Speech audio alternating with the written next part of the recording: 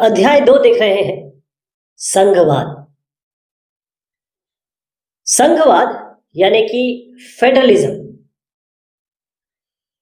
हमने जब अलग अलग सरकार के फॉर्म देखे उसमें हमने कहा है कि एक हॉरिजॉन्टल फॉर्म होता है यानी क्षैतिज, एक होता है वर्टिकल फॉर्म, फिर कोalition गवर्नमेंट होती है, अलायंस गठबंधन की सरकार, और फाइनली जो समूहों की सरकार होती है, कम्युनिटी सरकार।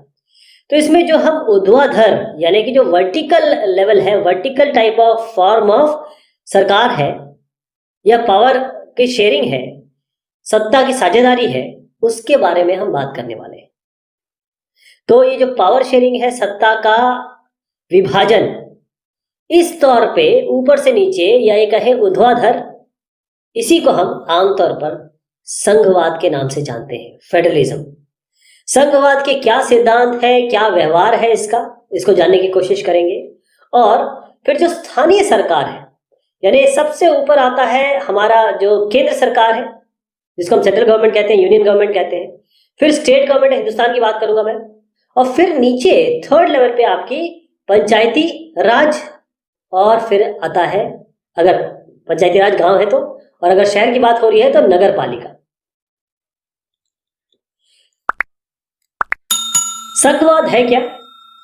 संघवाद सरकार की एक ऐसी व्यवस्था है या एक प्रणाली है जिसमें सत्ता या पावर को एक केंद्रीय सरकार या केंद्रीय पावर या प्राधिकरण मेन हो गया, और उसके बाद देश में जितने भी घटक है, जितने भी इकाइयां हैं, उनके बीच में डिवाइड किया जाता है। यानी हमारे जो पूरे देश, जैसे भारत का पूरा क्षेत्र देख रहे हैं, इसकी एक सेंट्रल गवर्नमेंट है, केंद्र की सरकार दिल्ली में बैठती है, संसद है हमारे पास। इसी तरीके से संसद में जो मेजॉरिटी होती है यानी जो लोकसभा में मेजॉरिटी होती है वो सरकार बनाते हैं, उनके मंत्री होते हैं, उनके प्रधानमंत्री होते हैं। अब इसके अलावा मान लीजिए छत्तीसगढ़ का स्टेट है, छत्तीसगढ़ की अपनी सरकार है, छत्तीसगढ़ की अपनी सरकार होगी, गोवा की अपनी सरकार होगी, सिक्किम मणिपुर की अपनी अपनी सरकार होगी। इसे हम कहेंगे स्टेट गवर्नमेंट, इसको हम कहेंगे स्टेट गवर्नमेंट। तो संघवाद में सरकार के दो स्तर हैं, जैसे मैंने पहला जो बताया आपको, एक पूरे देश के लिए सरकार है जो राष्ट्र के जो सामान्य हित है उनकी पॉलिसीज बनाती है, उनके लिए नीतियां बनाती है, पूरे देश के लिए बनता है, और उसके लिए वो जिम्मेदार है, जवाबदेह है, रिस्पॉन्सिबल है।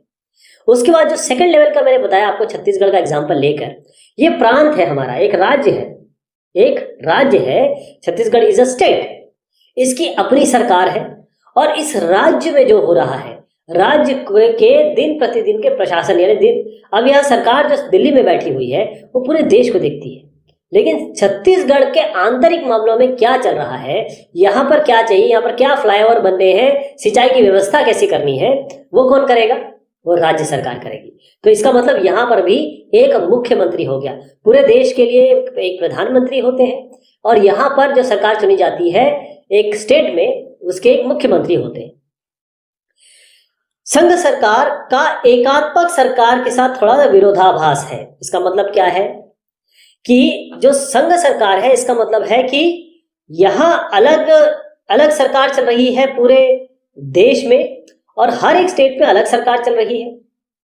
यानी जो एकात्मक सरकार होती है, इसका मतलब है पूरे देश के लिए, जैसे मान लीजिए कोई एक देश लीजिए, उसके लिए एक ही सरकार होगी, यानी कोई क्षेत्र के लिए सरकार नहीं होगी, कोई स्टेट के लिए सरकार नहीं होगी, पूरे देश के लिए एक सरकार होगी, उसे हम एकात्मक सरकार कहते हैं कि केवल एक ही सरकार होगी।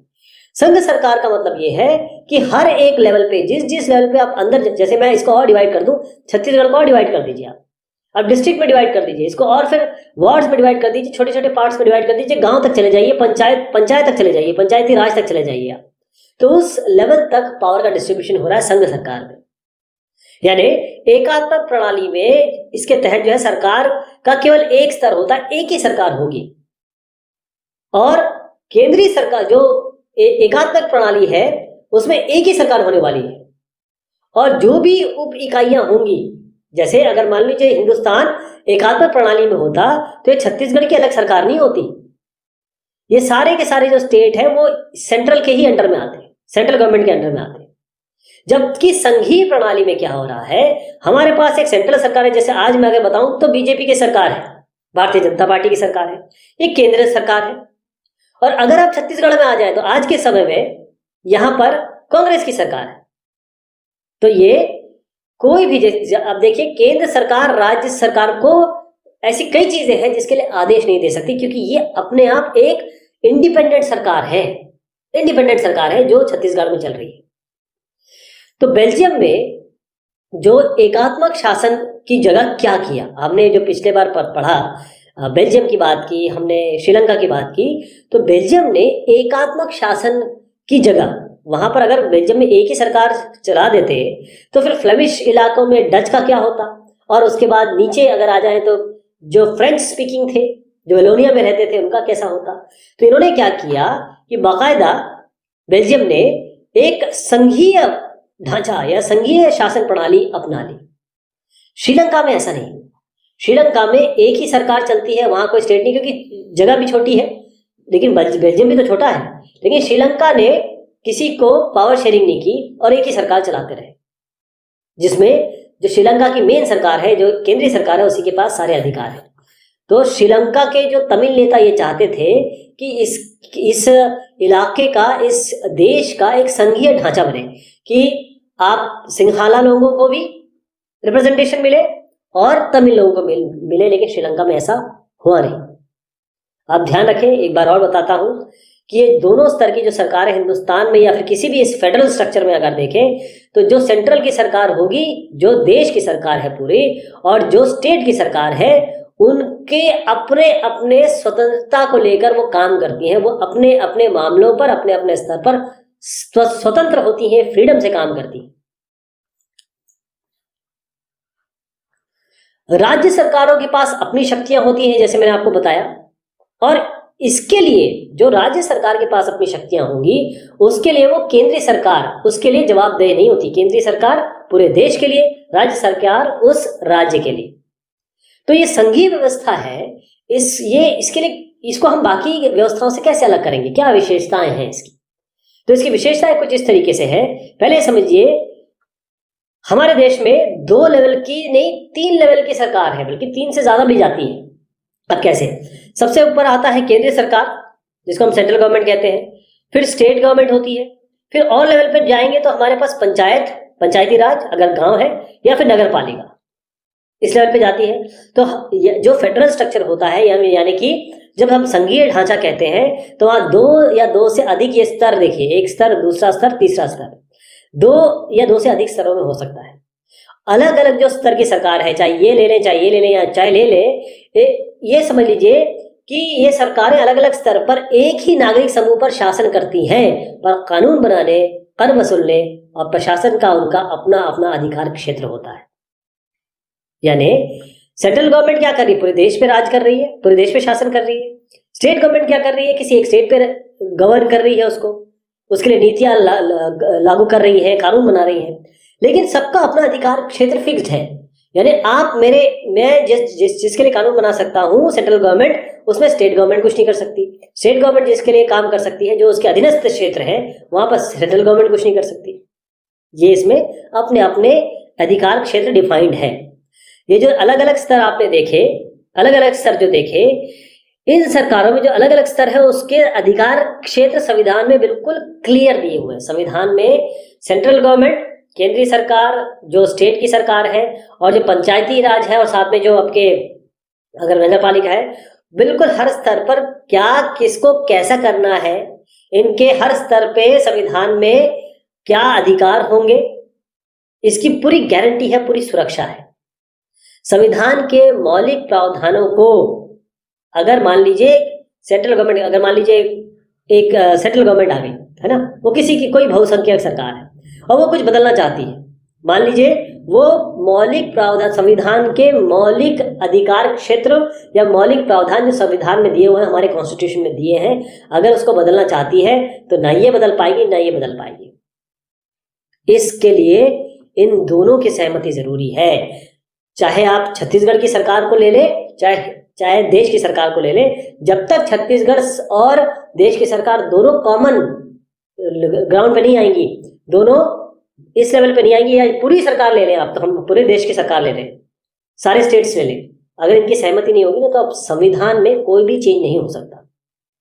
अदालतों को संविधान और अलग अलग जो स्तर है उनकी सरकारों के अधिकारों की व्याख्या करने का पूरा अधिकार है। हमारे पास जो अदालत है, जुडिशरी है, वो पूरी तरीके से बता सकती है, उनके पास संविधान है, वो व्याख्या कर सकती है किसके क्या अधिकार है।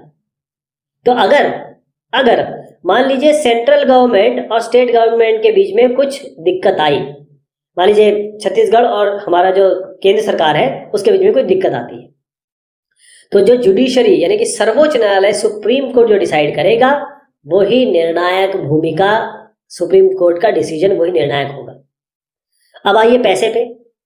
जो वित्तीय स्वायत्ता है यानी कि पैसे की जो ऑटोनॉमी है, पैसा ये किसके पास कहां से पैसा आएगा, कि कोई कितना पैसा खर्च करेगा, किधर किधर करेगा, इसके लिए जो पैसा अर्जित करेंगे, जैसे अब जो राज्य सरकार है वो शराब पे टैक्स लगाती है, आबकारी क्षेत्र।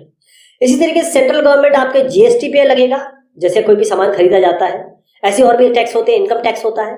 तो ये जो टैक्सेस होते हैं कौन किस पे लगाएगा, कौन किसका कहां कहां से स्रोत है, मतलब सरकार को पैसा चाहिए तभी तो आप पे खर्च कर पाएगी, ये बिल्कुल क्लियरली डिफाइंड है इसमें। इस तरीके से जो हम संघीय व्यवस्था की बात कर रहे हैं, संघीय व्यवस्था की जो हम बात कर रहे हैं उसके दो उद्देश्य हो गए। एक, देश की एकता की सुरक्षा करना, क्योंकि अगर केंद्र सरकार ही केवल रही तो वो तो कहीं भी कुछ भी कर सकती है अपने हिसाब से, लेकिन हमारे पास राज्य की अलग सरकार है तो देश की एकता की सुरक्षा हो जाती है, इससे बढ़ावा मिलता है। क्योंकि अगर एक तमिलनाडु में चले जाएं आप, वहां तमिलनाडु की अलग अलग सरकार है, तो तमिलनाडु की सरकार को तमिलनाडु के लोगों ने चुना है और वो उसके हिसाब से डिसाइड करती है, क्योंकि तमिलनाडु के लोगों का हित मेन, तमिलनाडु की सरकार का मेन काम उनके हितों की रक्षा करना है। तो एक तो देश की एकता की सुरक्षा हो जा रही है और उनको बढ़ावा दिया जा रहा है, साथ में जो क्षेत्रीय विविधताएं हैं उसका सम्मान पूरा होता है। अगर आप सिक्किम में जाएंगे तो वहां का पूरा एथनिक या ये कहें कि पूरा बातचीत, खान पान सब अलग है, कल्चर अलग है। तो हर एक क्षेत्र का अलग अलग विवरण है, अलग अलग व्यवस्थाएं हैं। तो जो क्षेत्रीय विविधताएं हैं, जो हम लोग अलग अलग क्षेत्र में अलग अलग चीजें देखते हैं हमारे देश में, उसका सम्मान भी होता है। आदर्श संघीय व्यवस्था में दो पक्ष होते हैं।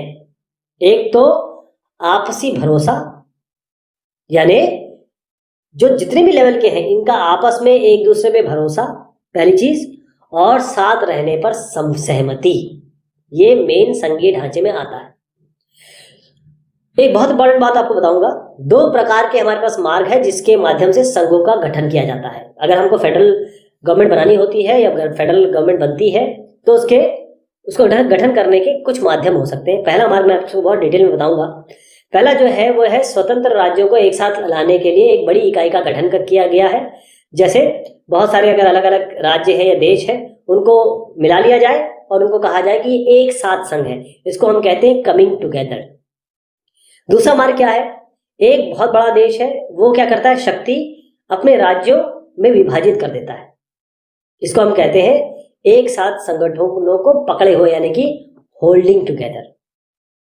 होल्डिंग टुगेदर, तो कमिंग टुगेदर, होल्डिंग टुगेदर, ये दो अलग अलग है जो आपके, क्योंकि हमारा संघ की स्थापना जो है वो आज नहीं हुई है।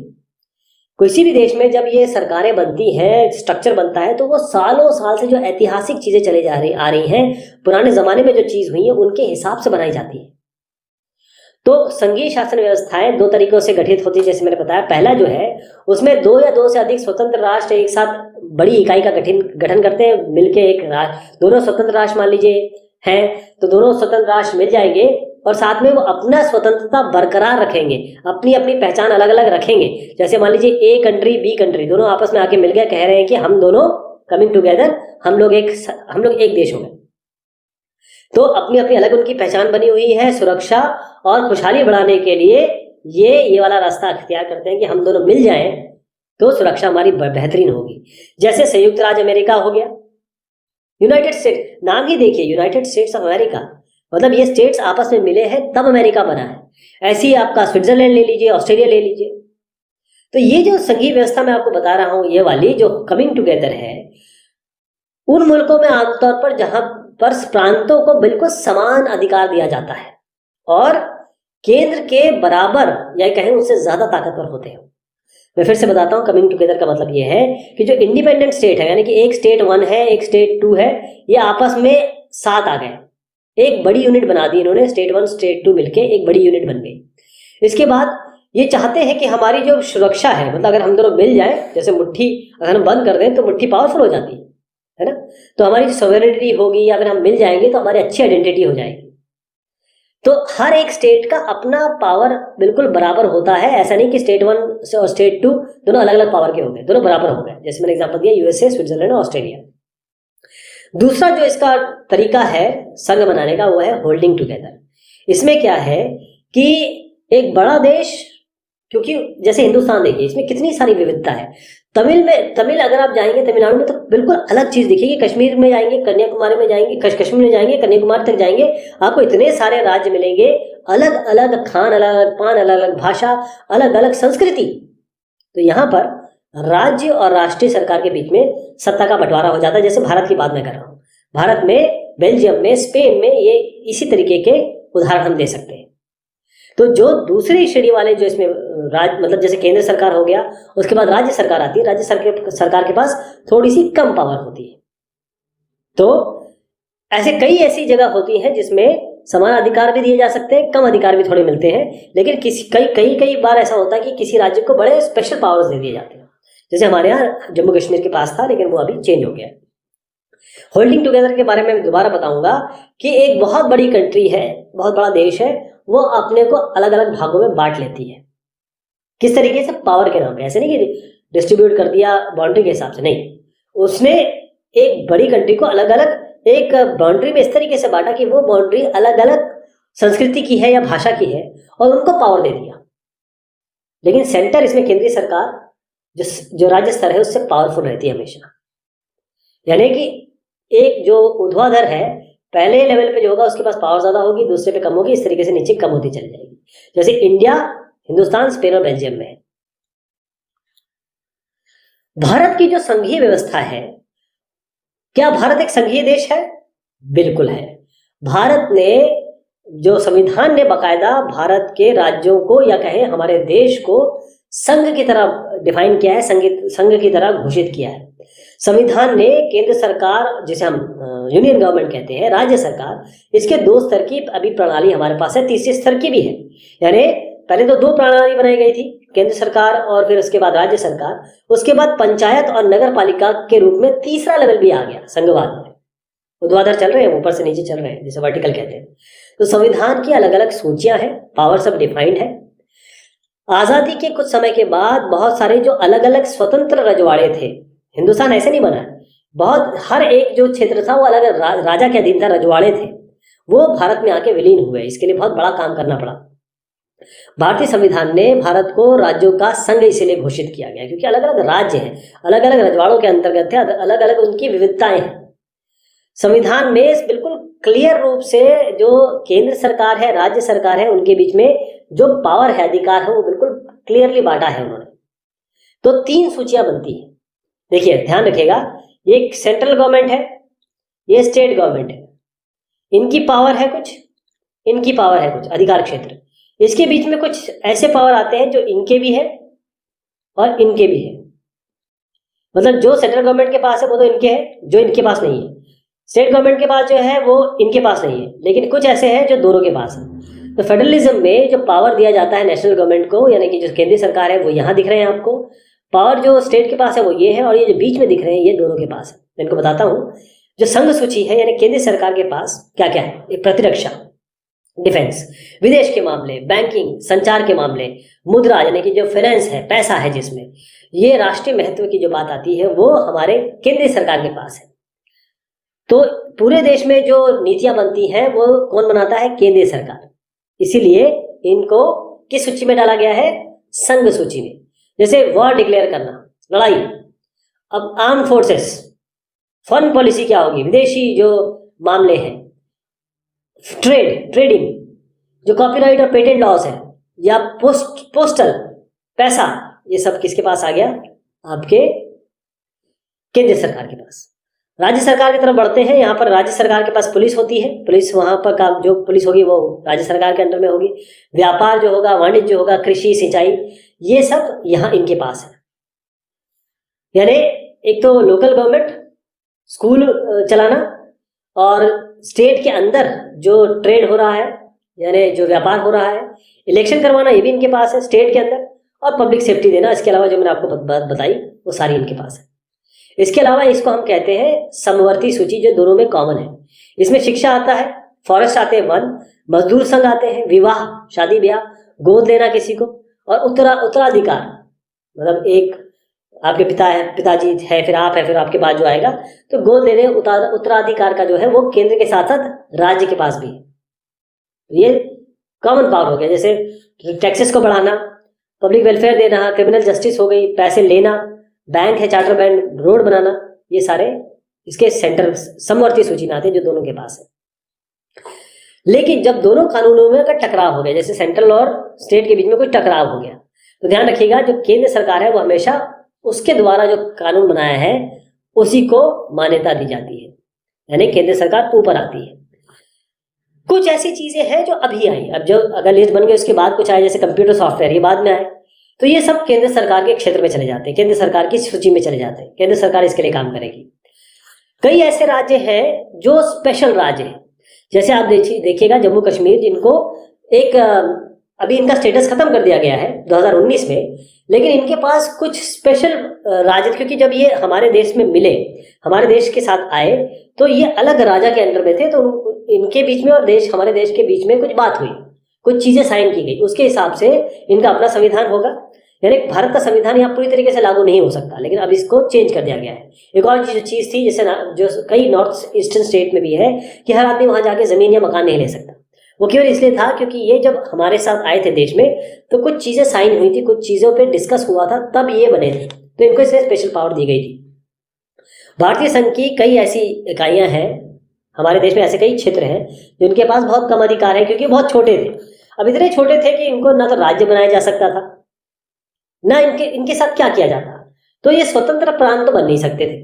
तो इसलिए क्या किया गया इनको, क्योंकि ये भी नहीं हो सकता था कि ये कोई और राज्य है उसके साथ मिला दिया जाए, तो ऐसे क्षेत्रों को क्या बनाया गया, केंद्र शासित प्रदेश। केंद्र शासित प्रदेश का मतलब होता है जिसपे केंद्र शासन करेगा, जिसपे केंद्र शासन करेगा, मतलब जहां पर, जिसको हम यूनियन टेरिटरी कहते हैं, मतलब केंद्र ही राज कर रहा है इस पे। चंडीगढ़ हो गया, लक्षद्वीप हो गया, जैसे हमारे देश की राजधानी है, एक हमारे देश की राजधानी दिल्ली ऐसी है जहां पर खुद की सरकार है, लेकिन ये यूनियन टेरिटरी। देखिए कोई भी अगर आप बंटवारा करना चाहें ना, जो ये सूची हमने देखी, जो सत्ता है अब ये इनके बीच में, केंद्र और राज्य के बीच में जो भी बंटवारा है, उसको आप आसानी से चेंज नहीं कर सकते। पहले आपको संसद में 2/3 बहुमत चाहिए, उसके बाद पूरा का पूरा जो विधानसभा है, यानी जो राज्यों की विधानसभा है, उनसे भी मंजूर करवाना पड़ेगा। तो ये इतना इजी काम नहीं है। संविधान का जो बुनियादी स्ट्रक्चर है, संविधान में जो चीज लिखी गई है, बीच में जो सत्ता का बंटवारा है, वो आसानी से चेंज नहीं किया जा सकता। ध्यान रखिएगा कि अगर शक्तियों के बंटवारे में कोई दिक्कत आती है तो सीधा आप उच्च न्यायालय और सर्वोच्च न्यायालय में जा सकते हैं, राइट, सीधा आप जा सकते हैं।